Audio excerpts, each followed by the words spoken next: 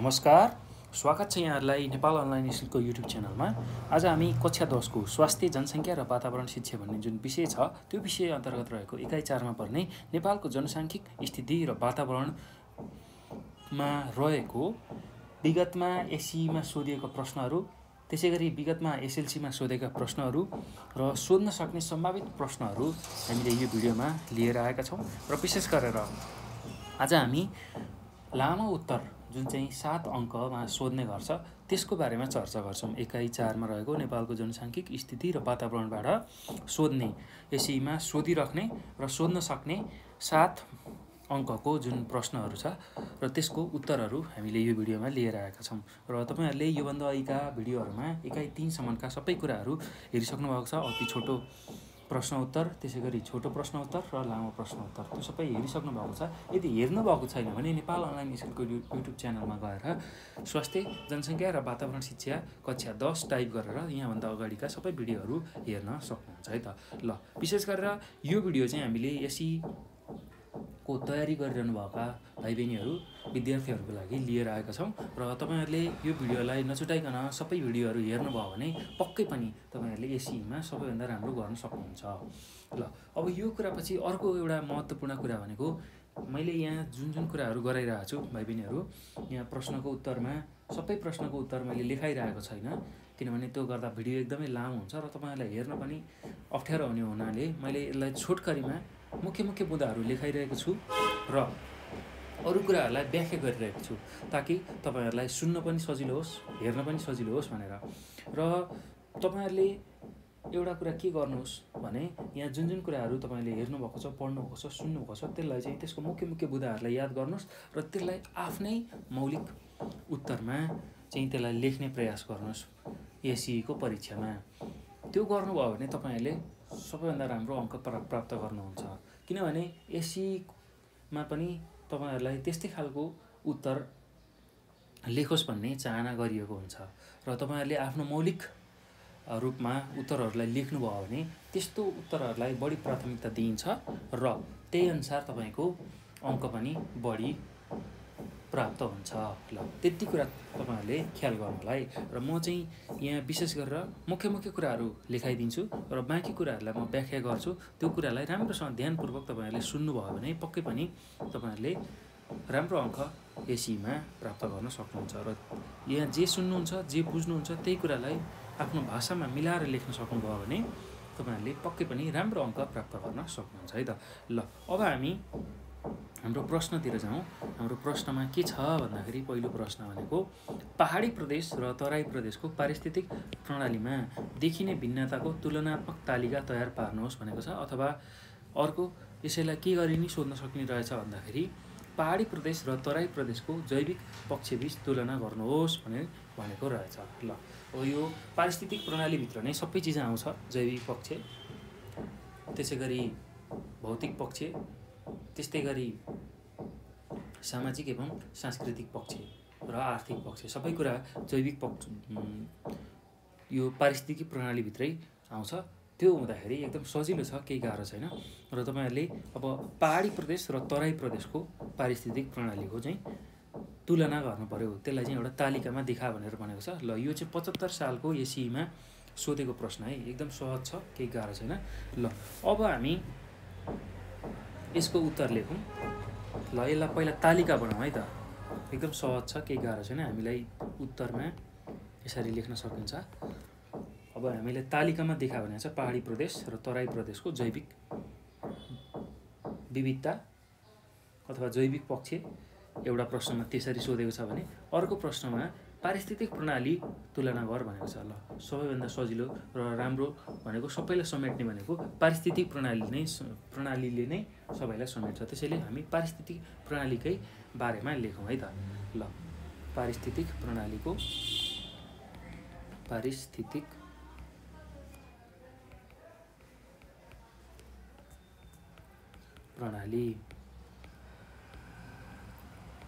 ल, पारिस्थितिक प्रणालीको बारेमा अब पहाडी प्रदेश एकातिर राखेँ मैले, त्यस्तै गरेर तराई प्रदेश अर्कोतिर राखेँ।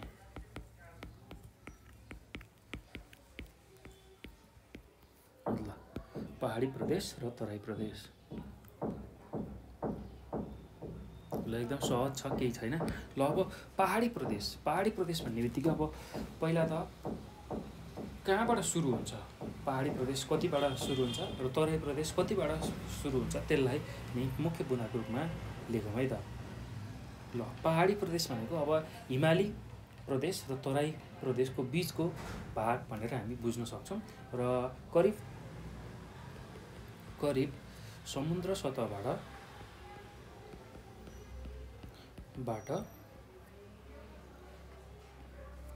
610 मिटरदेखि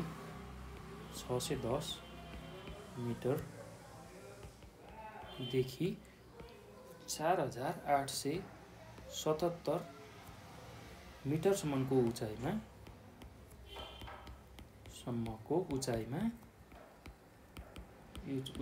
पहाडी प्रदेश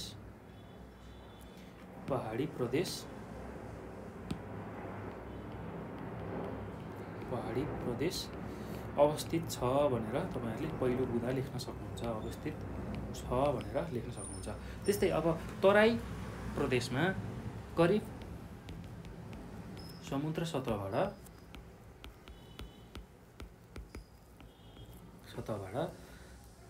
60 मिटरदेखि 610 मिटरसम्मको उचाइमा तराई प्रदेश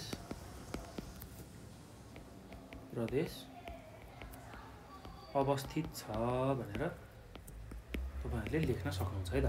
अब अर्को कुरा के थप्न सक्नुहुन्छ भने अब पहाडी क्षेत्रमा टार, त्यस्तै गरी विभिन्न उचाइका पहाड,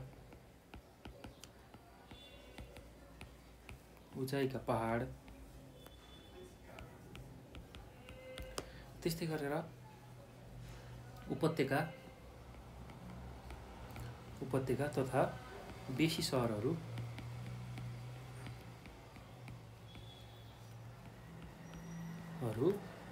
रहेका छन्। ल त्यस्तै गरी अब तराई भेगमा चाहिँ विशेष गरेर समथर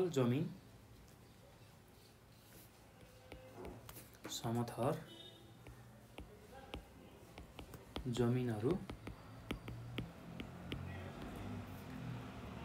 रहेका छन्।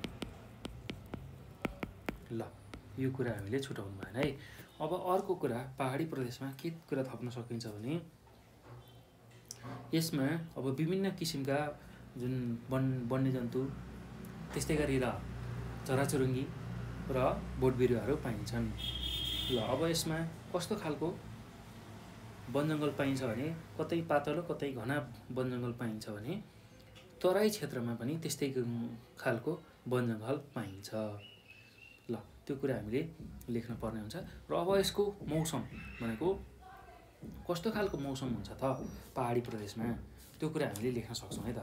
एकदम सहज छ, केही पनि गाह्रो छैन। यसको हावापानी मध्यम छ।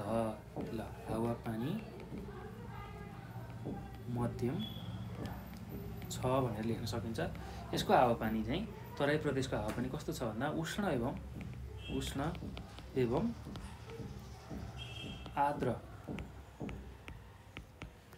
आर्द्र जलवायु छ। ल त्यस्तै गरेर अर्को के थप्न सक्नुहुन्छ भने यसमा एकदम सहज छ है, केही गाह्रो छैन। अब वनजङ्गल, त्यसै गरी खोलानाला, त्यही कुराहरूलाई लेख्न सक्नुहुन्छ। एकदम सहज छ, केही गाह्रो छैन। ल अब अर्को बुँदा के लेखौँ भने अब कस्ता खालका चाहिँ वनस्पतिहरू पाइन्छ भन्दाखेरि वनस्पतिमा गुराँस, त्यसै गरी देवदार, त्यसै गरी चिलाउने, कटुस,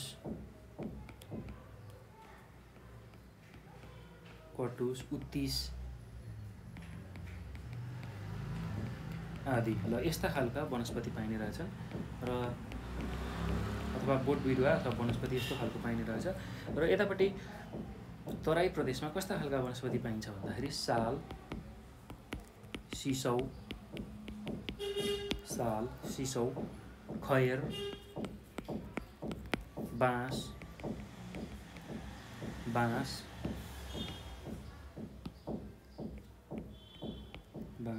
पिपल,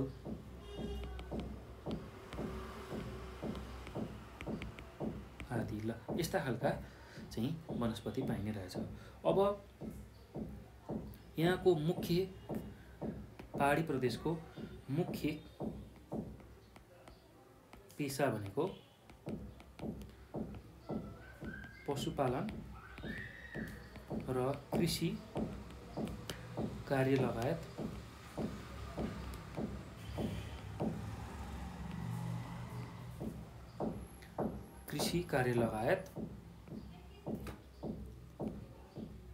अन्य पेशा पनि अपनाउँछन्। जस्तै कि अब उद्योग, कल कारखाना, व्यापारहरू पनि छ अन्य पेशा अपनाउने। ल अब तराई क्षेत्रमा चाहिँ विशेष गरेर मुख्य रूपमा कृषि,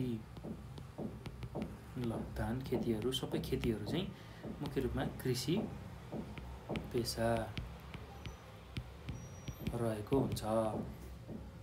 ल त्यो कुरा हामीले लेख्न सक्छौँ है त।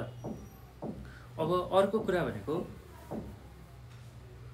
हामीले के थप्न सक्छौँ भने एकदमै उर्वरा माटो त तराईमा पाइन्छ, तर पहाडमा त्यति साह्रो उर्वरा माटो हुँदैन। त्यो गर्दाखेरि त्यहाँका मान्छे कृषि र पशुपालनमा लागेका हुन्छन्। त्यो कुरा हामीले बुझिसक्यौँ। ल अब अर्को कुरा भनेको कस्ता खालका जात जातिहरू बस्छन् त्यसलाई पनि समावेश गरौँ है त। ल एकदम सजिलो छ, केही गाह्रो छैन।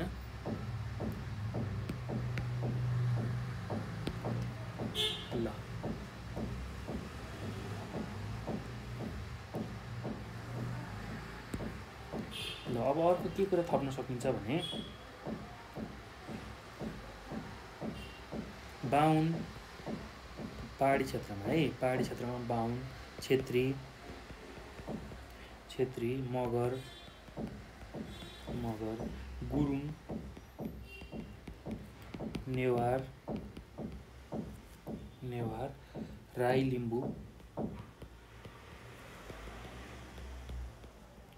लिम्बू, थकाली, कामी, दमाई, सार्की आदि जात जाति बसोबास गर्छन्।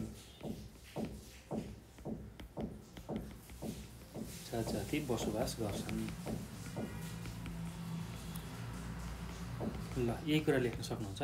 त्यस्तै अब तराई क्षेत्रमा विशेष गरेर थारू, राजवंशी, सतार, धिमाल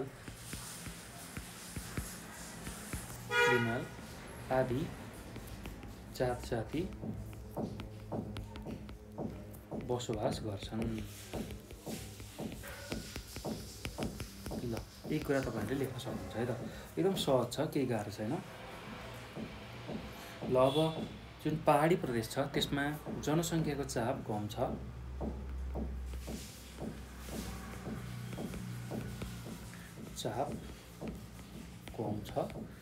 र तराई प्रदेशमा जनसङ्ख्याको चाप बढी छ।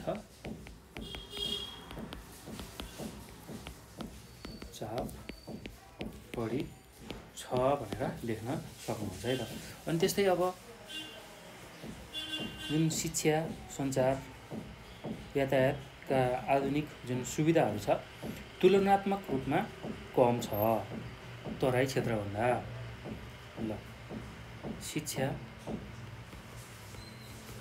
यातायात,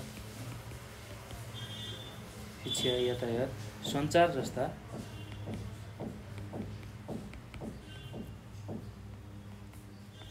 सञ्चार जस्ता आधुनिक सुविधाहरू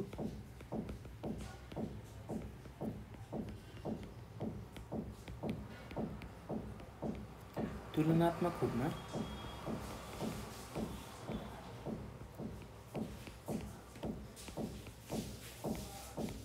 कम छ तराई प्रदेशको भन्दा।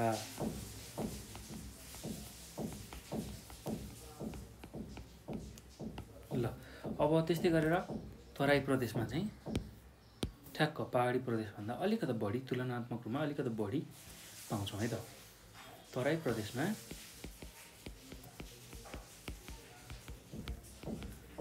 तुलनात्मक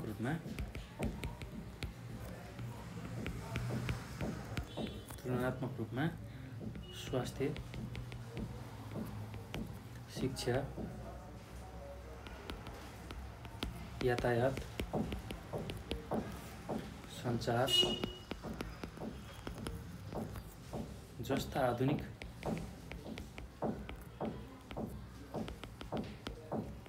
आधुनिक सुविधाहरू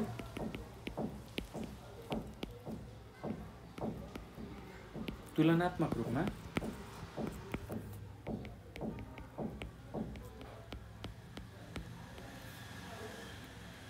बढी छन्। ल त्यही कुरा हामीले लेख्न सक्छौँ है त। ल यहाँ दुई ठाउँमा तुलनात्मक भएको छ, एक ठाउँमाको नलेखे पनि हुन्छ। सुविधाहरू बढी छन् भनेर लेख्न पनि सक्नुहुन्छ है त। एकदम सहज छ, केही गाह्रो छैन। ल यति कुरा तपाईँहरूले यसमा लेख्न सक्नुहुन्छ र यसमा अन्य पनि कुराहरू थप्न सक्नुहुन्छ। अब जनघनत्वको कुरा छ, त्यो पनि थप्न सक्नुहुन्छ। जनघनत्व पहाडी प्रदेशमा कमै छ र तराई प्रदेशमा एकदमै बढी छ, त्यो पनि थप्न सक्नुहुन्छ। अन्य बुँदाहरू पनि तपाईँहरूले थप्न सक्नुहुन्छ। ल विशेष गरेर अब पहाडी क्षेत्रमा पहिरो जाने, भूस्खलन हुने, भूक्षय हुने जस्ता समस्या देखा पर्छ भने तराई क्षेत्रमा बाढीको प्रकोप बढी देखिन्छ, त्यो पनि लेख्न सक्नुहुन्छ। ल एकदम सहज छ, केही गाह्रो छैन। ल अब हामी यो पछि अर्को प्रश्नमा जाउँ। अर्को प्रश्न के छ भने पहाडी प्रदेशको पारिस्थितिक प्रणालीमा मानवीय गतिविधिबाट परेका असरहरू उल्लेख गरी असर न्यूनीकरण गर्ने उपायहरू लेख्नुहोस् भनेर भनेको छ। ल एकदम सहज छ, यो पनि एसएलसीको 2070-72मा सोधेको प्रश्न हो। ल अब सुरुमा त असरहरूको बारेमा चर्चा गरौँ। पहाडी प्रदेशको पारिस्थितिक प्रणालीमा मानवीय गतिविधिबाट परेको असरहरू। ल सुरुमा त के असर छ भन्दाखेरि विकास निर्माण कार्यले वातावरणमा केही न केही असर गरेकै हुन्छ। त्यस्तै बाटो, पुल, भवन आदिको निर्माणमा वन पैदावारको प्रयोग भएको हुन्छ। कृषि उत्पादन बढाउन रासायनिक मल र कीटनाशक विषादीको प्रयोग गरिन्छ। यातायातको साधनको विस्तार हुँदा वायु प्रदूषण बढ्छ। सहरहरूको विस्तारले वातावरणलाई कोलाहल बनाउँछ। उद्योग धन्दा, कल कारखाना आदिको स्थापनाले औद्योगिक प्रदूषणको मात्रा बढाउँछ। यसरी विकास निर्माण तथा आधुनिकीकरणले वनजङ्गलको विनाश, भूमि, जल तथा वायु प्रदूषण हुन्छ। त्यस्तै वनजङ्गलको विनाश हुँदा जङ्गलमा रहने जीवजन्तुको समेत विनाश हुन्छ। भूमि प्रदूषण हुँदा जमिनमा उर्वर शक्तिमा ह्रास आउँछ। जल प्रदूषण हुँदा जलीय वनस्पति र प्राणीहरूको विनाशको कारक बन्दछ। तसर्थ विकास निर्माणका कार्य र आधुनिकीकरणबाट पारिस्थितिक प्रणालीमा ह्रास आउँछ भनेर तपाईँहरूले लेख्न सक्नुहुन्छ। अब त्यसको न्यूनीकरणको उपायहरू के लेख्न सक्नुहुन्छ भने विकास निर्माण र आधुनिकीकरणबाट पारिस्थितिक प्रणालीमा पर्ने असर कम गर्न केही उपायहरू अपनाउन सकिन्छ, जुन निम्न अनुसार छन् भनेर तपाईँहरूले लेख्न सक्नुहुन्छ। पहिलो बुँदामा के लेख्न सक्नुहुन्छ भने विकास निर्माणका कार्यमा वन पैदावारको प्रयोग हुन्छ, तर जथाभावी वनजङ्गलको खडानी गर्नु हुँदैन। पुराना भएका रुखहरू काट्दा नयाँ बिरुवाहरू हुर्काइसक्नु पर्दछ। ल त्यस्तै अब दोस्रो बुँदामा के लेख्न सक्नुहुन्छ भने भूमिमा रासायनिक मलको बढी प्रयोग गर्नु हुँदैन। त्यस्तै अर्को बुँदामा के लेख्न सक्नुहुन्छ भने कीटनाशक विषादीको उपयोग सुरक्षित रूपमा गर्नुपर्दछ। त्यस्तै अर्को बुँदामा के लेख्न सक्नुहुन्छ भने उद्योग धन्दाको स्थापना गर्दा बस्तीहरूबाट टाढा गर्नुपर्छ। त्यसै गरी अर्को बुँदामा के लेख्न सक्नुहुन्छ भने यसको न्यूनीकरणको उपायमा उद्योगहरूबाट निस्कने जुन फोहोर मैला र रसायनहरू पानीका स्रोतमा सोझै मिसाउनु हुँदैन। त्यसै गरी अर्को बुँदामा के लेख्न सक्नुहुन्छ भने घरहरूबाट निस्कने फोहोर मैलालाई राम्रो व्यवस्थापन गर्नुपर्छ भनेर तपाईँले लेख्न सक्नुहुन्छ। एकदम सहज छ, केही गाह्रो छैन। ल यति बुँदाहरू चाहिँ लेख्नुपर्छ है त। ल अब म यसलाई छुटकरीमा लेख्दै जान्छु, यसलाई पनि हेर्नु होला, यसलाई पनि टिप्दै जानु होला है त। अब यसको उत्तरमा छोटकरीमा म लेख्दै जान्छु। यसको उत्तरमा अब मानवीय गतिविधि भनेको विकास निर्माणका कार्य। ल मानवीय गतिविधि जुन छ, मानवीय गतिविधि भनेको विकास निर्माणका कार्य, विकास निर्माणका कार्य हो। यो विकास निर्माणका कार्यले के गर्छ भन्दाखेरि वातावरणमा असर पुर्याउँछ, केही न केही असर पुर्याउँछ। जस्तै कि अब यही विकास निर्माणको कार्य कस्तो खालको विकास निर्माणका कार्य हुन्छ भन्दाखेरि बाटो, पुल, भवन आदिको निर्माण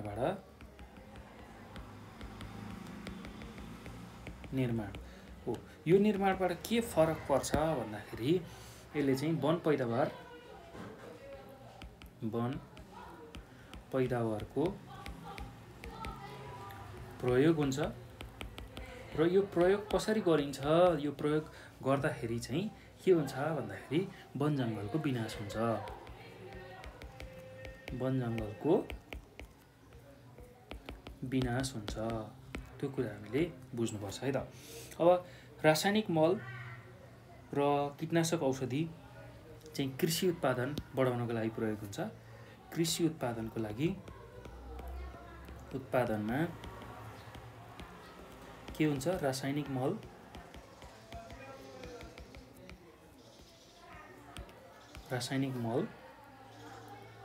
र कीटनाशक विषादीको प्रयोग।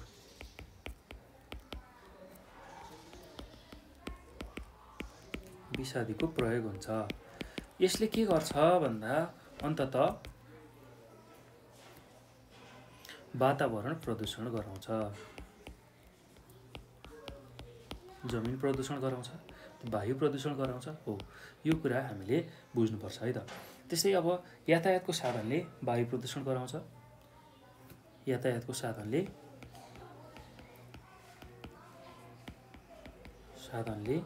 वायु प्रदूषण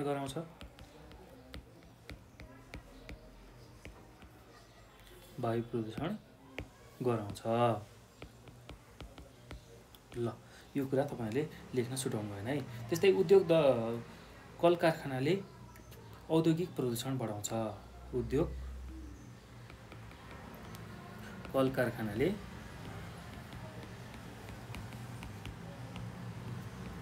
चाहिँ औद्योगिक प्रदूषण बढाउँछ। औद्योगिक प्रदूषण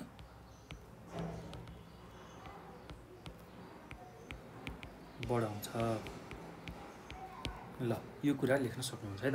अब यो पछि विकास निर्माण तथा आधुनिकीकरणले वन जङ्गलको विनाश, विकास निर्माण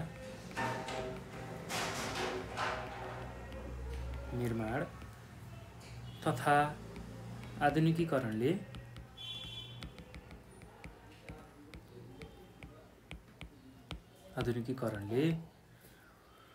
वन जङ्गलको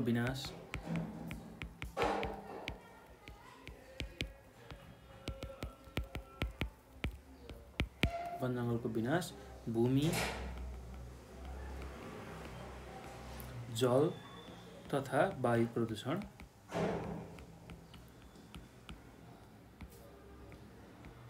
हुन्छ। ल यो कुरा हामीले थाहा पाउनु पर्यो है त। अब यही प्रदूषण हुँदाखेरि अब जुन वन जङ्गलको विनाश भयो भने वन जङ्गलको विनाश हुँदा के समस्या आइलाग्छ भन्दाखेरि वन जङ्गलको विनाश हुँदाखेरि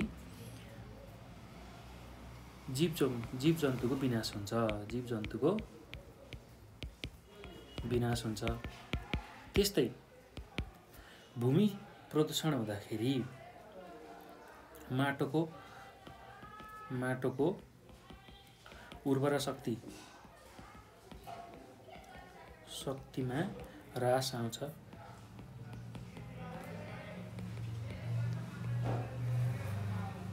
ल त्यस्तै अब जल प्रदूषण हुँदाखेरि के हुन्छ भन्दाखेरि जलीय जीवजन्तु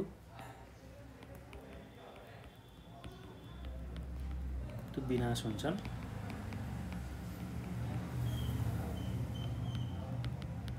त्यस्तै वायु प्रदूषण हुँदाखेरि चाहिँ के हुन्छ भन्दाखेरि विभिन्न रोगहरू लाग्छ। छाला सम्बन्धी,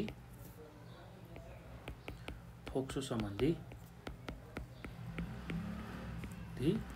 रोगहरू अथवा श्वास प्रश्वास सम्बन्धी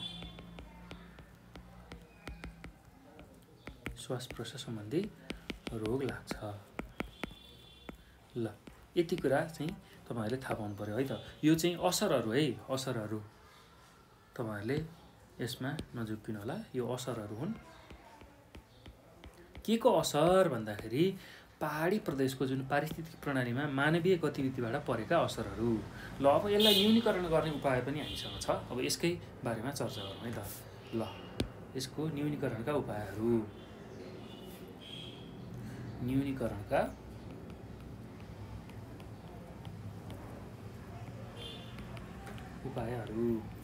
ल अब पहिलो उपाय के हुन सक्छ भन्दा विकास निर्माणका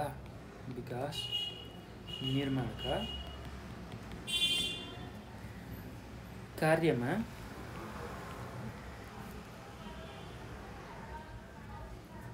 वन पैदावार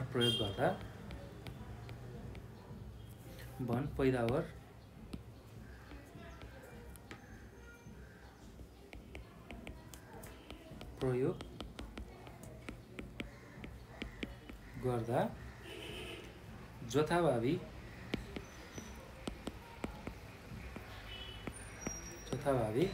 वनजङ्गल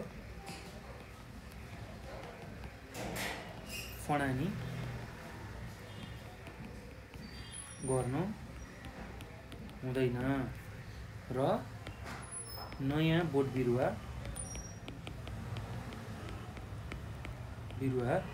प्रशस्त रोप्नुपर्छ। ल यो कुरा लेख्न सक्नुहुन्छ। त्यस्तै अर्को भनेको भूमिमा रासायनिक मलको बढी प्रयोग गर्नु हुँदैन। भूमिमा अर्थात् जमिनमा रासायनिक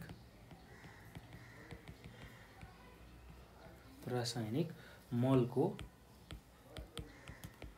बढी प्रयोग गर्नु हुँदैन। ल यो कुरा पनि लेख्न सक्नुहुन्छ है त। अब त्यसपछि अर्को के कुरा लेख्न सक्नुहुन्छ भने अर्को बुँदामा कीटनाशक विषादीको उपयोग सुरक्षित रूपमा गर्नुपर्छ। कीटनाशक विषादीको उपयोग सुरक्षित रूपमा गर्नुपर्दछ।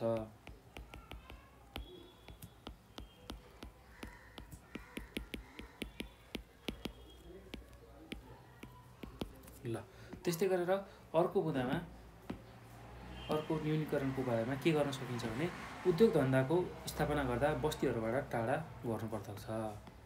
उद्योग धन्दाको स्थापना गर्दा बस्तीहरूबाट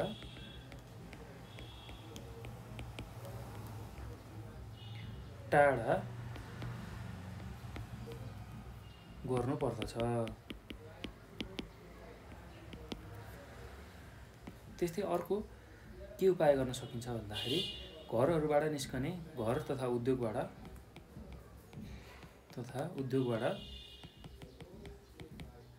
निस्कने फोहोरको उचित व्यवस्थापन गर्नुपर्छ।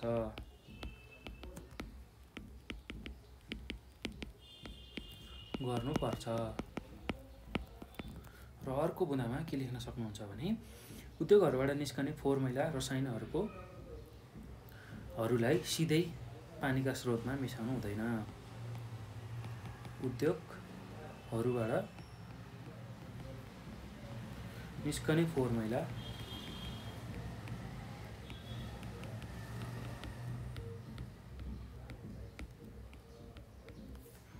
र रसायनहरूलाई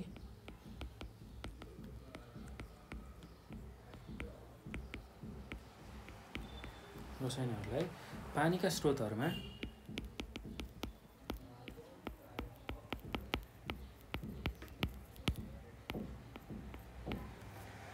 सोझै मिसाउनु हुँदैन।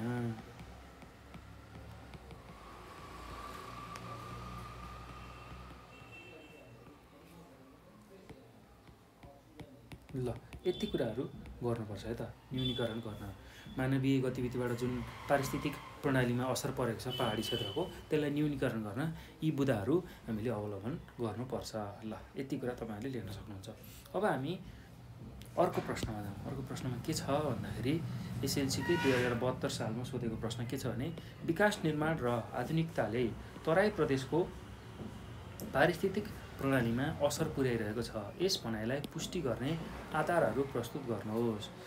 विकास निर्माण र आधुनिकताले तराई प्रदेशको पारिस्थितिक प्रणालीमा असर पुर्याइरहेको छ।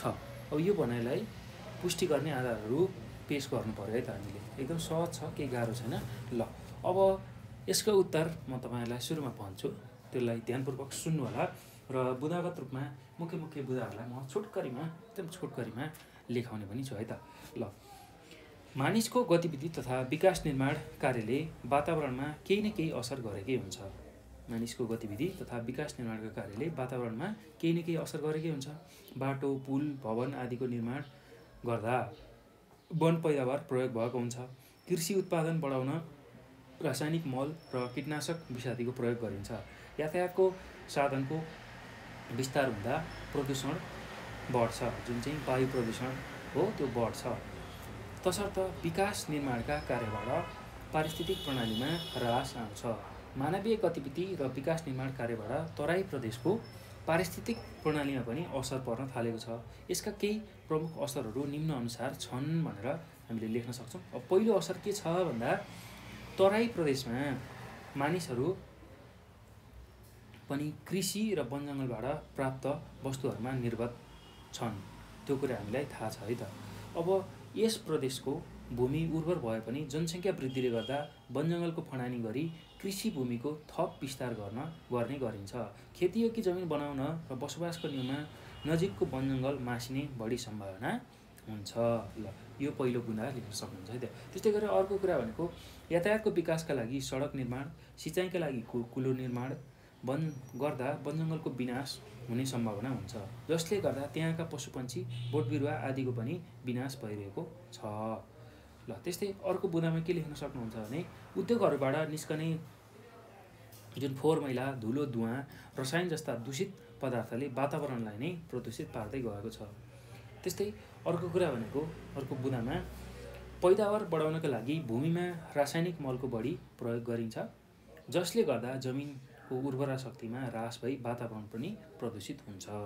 त्यसै गरी अर्को यसको बुदामा के लेख्न सक्नुहुन्छ भने कीटनाशक विषादीको प्रयोग तथा कल कारखानाबाट निष्कासित दूषित पानीले जलवायु प्रदूषण गराउँछ, जसले गर्दा जलीय वनस्पति र प्राणीहरूको विनाश हुने गर्छ। ल अब यही बुदाहरूले नै मान्छेको विकास र आधुनिकताको प्रभावबाट तराईको पारिस्थितिक प्रणालीमा कस्तो असर परेको छ त्यो कुरालाई पुष्टि गर्छ भनेर तपाईँहरूले लेख्न सक्नुहुन्छ है त। एकदम सहज छ, केही गाह्रो छैन।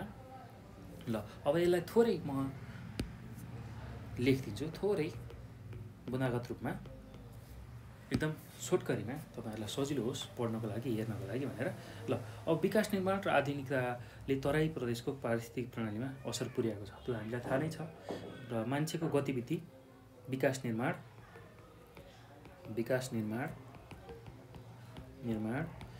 र आधुनिकताले वातावरण के गर्छ? वातावरण प्रदूषण र वातावरणमा ह्रास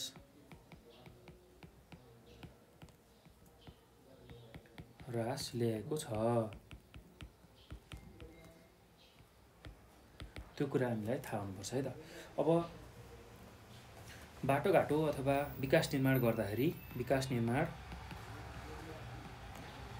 निर्माण गर्दा वन जङ्गल को विनाश भएको छ। त्यस्तै विभिन्न प्रदूषण भएको छ, विभिन्न प्रदूषणहरू भएको छ। प्रदूषण त्यसलाई हामी के भन्न सक्छौँ? वातावरणीय प्रदूषण भन्न सक्छौँ। अझ त्यसले सबै प्रदूषणलाई समेट्छ। वातावरणीय प्रदूषण भएको छ। ल त्यो कुरा तपाईहरुलाई थाहा नै छ। त्यसैगरी अब कीटनाशक औषधिको प्रयोगले भूमि प्रदूषण भएको त्यो कुरा तपाईहरुलाई थाहा छ। त्यसैगरी यातायातका साधनबाट वायु प्रदूषण भएको हो। यी यावत कुराहरू चाहिँ तराई क्षेत्र अथवा तराई क्षेत्रको जुन पारिस्थितिक प्रणाली छ त्यहाँ पनि देखा परेको छ। तपाईहरुले यसलाई पनि लेख्न सक्नुहुन्छ है त। मानवीय गतिविधि र विकास निर्माणका कार्यबाट तराई प्रदेशको पारिस्थितिक प्रणालीमा पनि असर पर्न थालेको छ। अब त्यसका प्रमुख असरहरू भनेर लेख्न सक्नु है त। ल अब यसको प्रमुख असरहरू के हुन सक्छन्? तराई क्षेत्रमा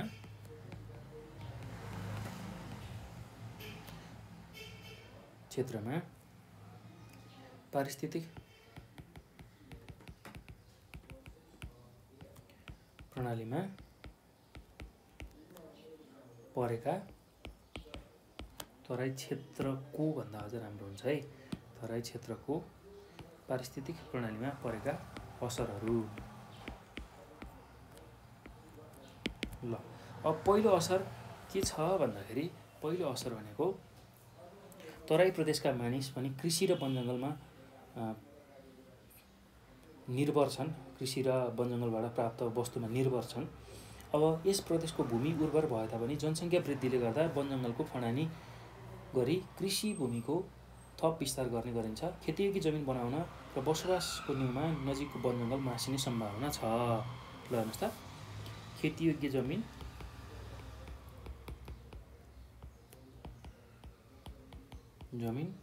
र जनसङ्ख्याको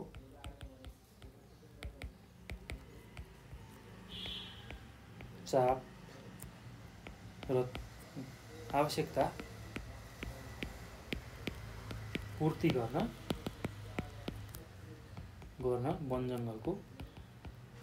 वनजङ्गलको विनाश।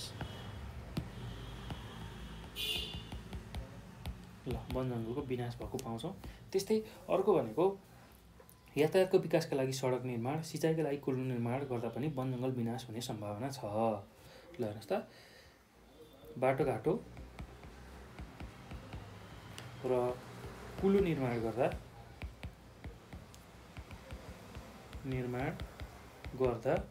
वनजङ्गलको विनाश।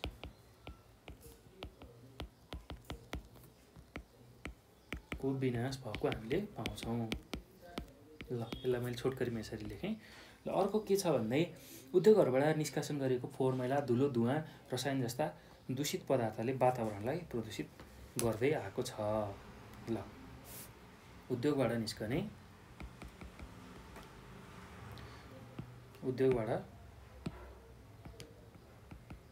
निस्केको धुलो, धुवाँ त्यस्तै फोहोर मैला र रसायनले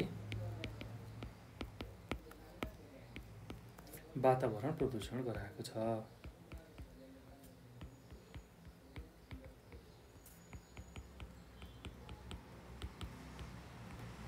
ल त्यो कुरा लेख्न सक्नुहुन्छ है त। अब अर्को छ जुन उर्वर शक्ति माटोको ह्रास भइरहेको कुरालाई हामी अब लेख्न सक्छौँ। कीटनाशक औषधि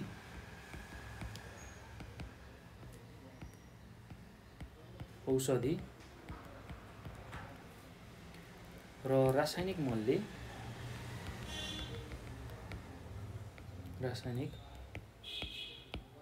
मलले माटोको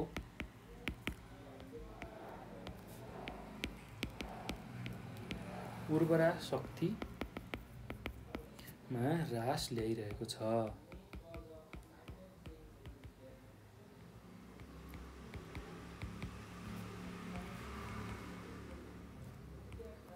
ल यो कुरा हामीले बुझ्नुपर्छ है त। अब त्यस्तै अर्को के छ भन्दाखेरि कीटनाशक विषादी र कल कारखानाबाट निस्कने दूषित पानीले जल प्रदूषण गराएको छ। रासायनिक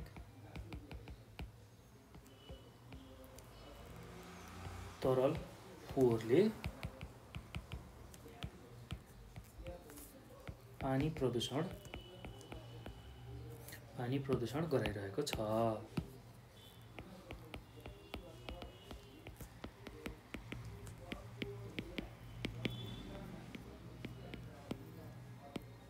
ल यो कुराहरू तपाईले लेख्न सक्नुहुन्छ है त। एकदम सहज छ, केही गाह्रो छैन। ल अब यो पछि हामी अर्को प्रश्नमा जान्छौँ। अर्को प्रश्न के छ भन्दाखेरि आधुनिकीकरणले कसरी पारिस्थितिक प्रणालीमा विनाश गर्दछ? यसको न्यूनीकरण गर्ने 3 उपायहरू प्रस्तुत गर्नुहोस् भनेर सोधेको छ। एकदम सहज छ यसको उत्तर पनि, केही गाह्रो छैन। आधुनिकीकरण हुँदै जाँदाखेरि त्यसले पारिस्थितिक प्रणालीको विनाश कसरी गरिरहेछ त्यही कुरा हामीले लेख्नुपर्ने छ र यसको न्यूनीकरण गर्न कुनै 3 उपायहरू लेख्नुपर्ने छ है त। एकदम सहज छ, केही गाह्रो छैन। ल यसको उत्तरमा तपाईले के लेख्न सक्नुहुन्छ भने म यसलाई छोटकरीमा व्याख्या गरिदिन्छु र केही लेख्नै पर्ने मुख्य बुँदागत कुराहरूलाई लेखिदिन्छु है त। ल अब यसलाई यसरी लेख्न सक्नुहुन्छ तपाईले उत्तरमा, विकास निर्माण कार्यले वातावरणमा केही न केही असर गरेकै हुन्छ। बाटो, पुल, भवन आदिको निर्माणमा वन पैदावारको प्रयोग भएको हुन्छ। कृषि उत्पादन बढाउन रासायनिक मल र कीटनाशक विषादीको प्रयोग गरिन्छ। यातायातको साधन विस्तार हुँदा वायु प्रदूषण बढ्छ। सहरहरूको विस्तारले वातावरण कोलाहलपूर्ण बन्दछ। उद्योग धन्दा, कल कारखाना आदिको स्थापनाले औद्योगिक प्रदूषणको मात्रा बढाउँछ। यसरी विकास निर्माण तथा आधुनिकीकरणले वन जङ्गलको विनाश, भूमि, जल तथा वायु प्रदूषण हुन्छ। वन जङ्गलको विनाश हुँदा जङ्गलमा रहने जीवजन्तुहरूको समेत विनाश हुन्छ। भूमि प्रदूषण हुँदा जमिनको उर्वरा शक्तिमा ह्रास आउँछ। जल प्रदूषण त्यस्तै गरी जलीय वनस्पति र प्राणीहरूको विनाश हुन्छ। तसर्थ विकास निर्माणका कार्य र आधुनिकीकरणबाट पारिस्थितिक प्रणालीमा ह्रास आउँछ भनेर तपाईहरूले लेख्न सक्नुहुन्छ है त। अब विकास निर्माण र आधुनिकीकरणबाट पारिस्थितिक प्रणालीमा पर्ने असरहरूलाई कम गर्न चाहिँ के उपायहरू अपनाउन सकिन्छ भने पहिलो उपाय के गर्न सकिन्छ, विकास निर्माणका कार्यहरूमा जुन वन पैदावारको प्रयोग हुन्छ त्यसलाई जथाभावी चाहिँ प्रयोग गर्नु भएन र जथाभावी वन जङ्गल खनानी पनि गर्नु भएन। पुरानो रुखहरू काट्दाखेरि नयाँ रुखहरू पनि रोप्ने गर्नु पर्यो। त्यस्तै गरी अर्को यसको उपायमा के गर्न सकिन्छ भने भूमिमा रासायनिक मलको बढी प्रयोग गर्नु हुँदैन। त्यस्तै अर्को उपाय भनेको कीटनाशक विषादीको उपयोग सुरक्षित रूपमा गर्नुपर्दछ। त्यस्तै अर्को यसको उपायमा उद्योग धन्दाको स्थापना गर्दा बस्तीहरूबाट टाढा गर्नुपर्छ। त्यसै गरी अर्को यसको उपायमा उद्योगहरूबाट निस्कने फोहोर मैला र रसायनहरू पानीका स्रोतहरूमा सोझै मिसाउनु हुँदैन। त्यस्तै अर्को उपायमा घरहरूबाट निस्कने फोहोर मैलालाई राम्रोसँग व्यवस्थापन गर्नुपर्छ। ल यही कुराहरू तपाईँले सजिलै लेख्न सक्नुहुन्छ है त। एकदम सहज छ, केही गाह्रो छैन। ल अब यसलाई थोरै म बुँदागत रूपमा लेखिदिन्छु।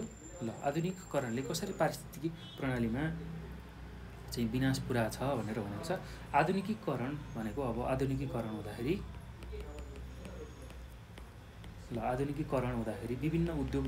विभिन्न उद्योग कल कारखानाहरू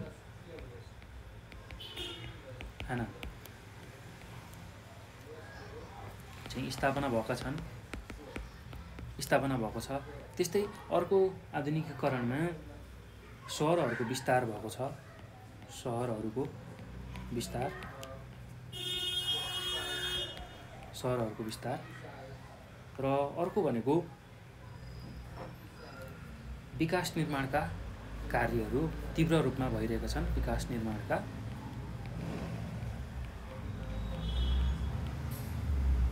कार्यहरू, विभिन्न भवनहरू बन्ने, विभिन्न पुल, बाटोघाटो, यस्ता खालका गतिविधिहरू भएको छन्। अब यो गर्दाखेरि, यिनीहरू कामहरू गर्दाखेरि यसबाट वनजङ्गलको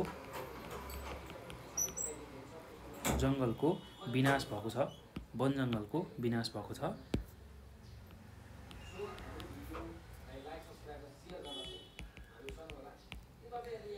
वनजङ्गलको विनाश भएको छ। त्यस्तै जलीय जीवजन्तु को विनाश भएको छ। त्यस्तै गरेर अर्को भनेको माटोको उर्वरा शक्ति घट्दै गएको छ। उर्वरा शक्ति घट्दै गएको छ।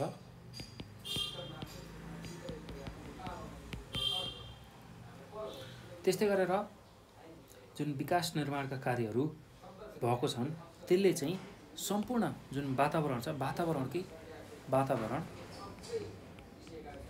प्रदूषण र वातावरणमा ह्रास ल्याएको छ।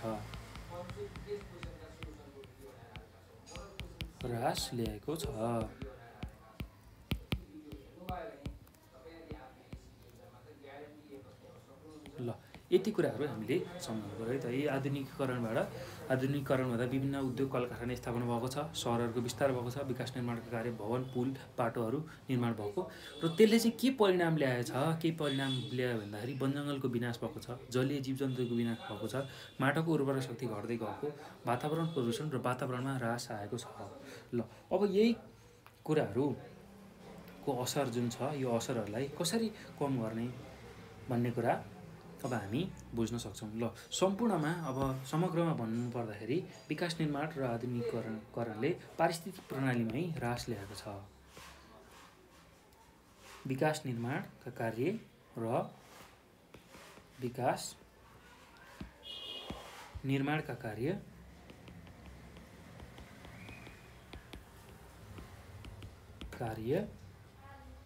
र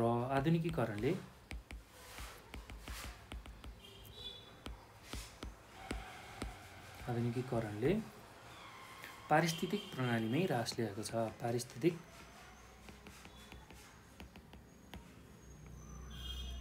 प्रणालीमा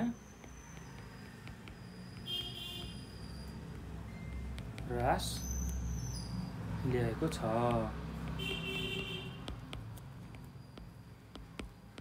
ल यति कुरा तपाईहरुले लेख्न सक्नुहुन्छ है त। अब यसको असरहरूलाई कसरी कम गर्ने त? अब असरहरूलाई कसरी कम गर्न सकिन्छ त्यही कुरा हामीले लेख्नु पर्नेछ। असर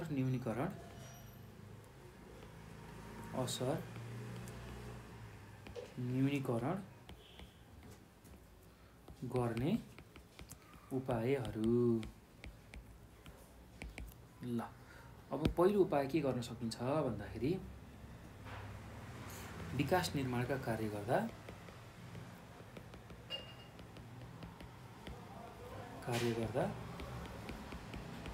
वनजङ्गल र वातावरणलाई जोगाएर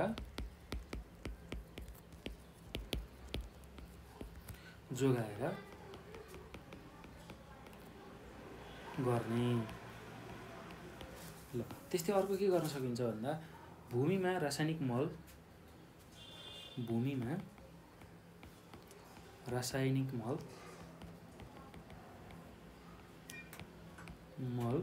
कम प्रयोग गर्ने। त्यस्तै अर्को के गर्न सकिन्छ भने कीटनाशक विषादीको उपयोग सुरक्षित रूपमा गर्ने। कीटनाशक विषादीको उपयोग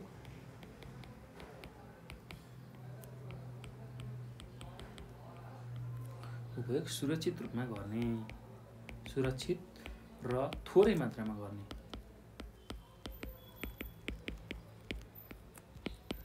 ल यही कुरा लेख्न सक्नुहुन्छ है त। अब अर्को भनेको उद्योग धन्दाको स्थापना गर्दा बस्तीहरूबाट टाढा गर्ने उद्योग धन्दाको स्थापना गर्दा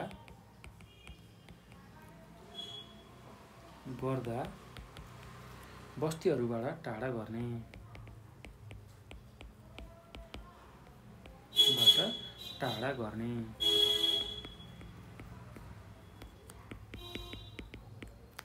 ल त्यस्तै अर्को के गर्न सकिन्छ भने घर र उद्योगबाट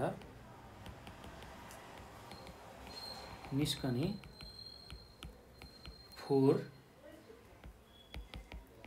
फोहोरको राम्रो व्यवस्थापन गर्ने भनेर लेख्न सक्नुहुन्छ है त। अब त्यस्तै उद्योग कल कारखानाबाट निस्कने जुन रासायनिक पदार्थहरू छ त्यसलाई सिधै ढल्न भने मिसाउनु हुन्न, सिधै पानीको मुहानमा मिसाउनु हुन्न भनेर हामीले लेख्न सक्छौँ है त। ल एकदम सहज छ, केही गाह्रो छैन। ल अब यो सँगसँगै भाइ बहिनीहरू हाम्रो एकाइ 4 मा रहेको जुन नेपालको जनसाङ्खिक स्थिति र वातावरणको सम्पूर्ण जुन एसीमा सोधेका प्रश्नहरू, त्यसै गरी एसएलसीमा सोधेका प्रश्नहरू र एसएलसीमा सोध्न सक्ने खालका सबै प्रश्नहरू, छोटो प्रश्नोत्तर, त्यसै गरी अति छोटो प्रश्नोत्तर र लामो प्रश्नोत्तरहरू सबै हामीले गरिसक्यौँ। र योभन्दा पछाडिको भिडियोमा चाहिँ हामी एकाइ 5 मा रहेको पारिवारिक जीवन, शिक्षा तथा गुणस्तरीय जीवनको अति छोटो प्रश्नोत्तरहरू, छोटो प्रश्नोत्तर र लामो प्रश्नोत्तरहरू लिएर आउँछौँ। र त्यो भिडियोलाई पनि तपाईँहरूले हेर्नुहोला, र त्यसबाट पनि धेरै कुराहरू तपाईँहरूले आफ्नो एसीको तयारीको लागि गर्न सक्नुहुन्छ है त। ल अब भाइ बहिनीहरू यो भिडियो हेरिसकेपछि तपाईँहरूले धेरै कुराहरू सिकिसक्नु भएको छ, जानिसक्नु भएको छ। यदि केही कुराहरू तपाईँहरूलाई कन्फ्युजन लाग्यो भने तपाईँहरूले हामीलाई 9849595895 यो नम्बरमा कल गरेर पनि सोध्न सक्नुहुन्छ। त्यस्तै यही नम्बरमा भाइबर र वाट्सएपमा पनि हामीलाई मेसेज गरेर आफ्नो जिज्ञासा समस्याहरू चाहिँ व्यक्त गर्न सक्नुहुन्छ र हामी त्यसको समाधान तपाईँहरूमाझ गर्नेछौँ। र तपाईँहरूले नेपाल अनलाइन स्कुलको फेसबुक, त्यसै गरी टिकटकलाई पनि फलो गर्न सक्नुहुन्छ है त। ल एकदम फलो गर्नुहोला र साथसाथै नेपाल अनलाइन स्कुलको युट्युब च्यानललाई पनि सब्सक्राइब गर्न नभुल्नुहोला। र यो भिडियो हेरिसकेपछि आफ्नो साथीहरूलाई यसको बारेमा जानकारी दिनुहोला, सेयर गर्नुहोला र नेपाल अनलाइन स्कुलको युट्युब च्यानललाई सब्सक्राइब गरी नजिकै रहेको बेल आइकन पनि दबाउनुहोला। त्यो गर्नुभयो भने तपाईँहरूलाई चाहिँ के थाहा हुन्छ भने हामीले अपलोड गर्ने भिडियोहरूको बारेमा सबैभन्दा चाँडो जानकारी हुन्छ र त्यसबाट तपाईँहरूले सजिलै चाहिँ धेरै कुराहरू सिक्न पाउनुहुन्छ, पढ्न पाउनुहुन्छ, जान्न पाउनुहुन्छ। ल यति कुरा चाहिँ तपाईँहरूले गर्नु होला है त। ल भाइ बहिनीहरू नआत्तिकन चाहिँ बुझ्नु होला, पढ्नु होला र एससीको एक्जाम एकदम राम्रोसँग तपाईँहरूले गर्न सक्नुहुन्छ। र विशेष गरेर आफ्नो मौलिक उत्तर झल्काएर चाहिँ एससीमा लेख्नु होला। मैले यहाँ जुन बुँदाहरू लेखाएको छु, टिपाएको छु, त्यसलाई राम्रोसँग याद गर्नु होला र त्यसकै आधारमा आफ्नो मौलिक रूपमा त्यसलाई व्याख्या गर्नु होला। त्यो गर्नुभयो भने तपाईँहरूको एकदमै राम्रो अङ्क आउँछ। ल यति नै मैले यो भिडियोमा गरेँ भाइ बहिनीहरू। ल यो भिडियो हेर्नुभएकोमा यहाँलाई धेरै धेरै धन्यवाद।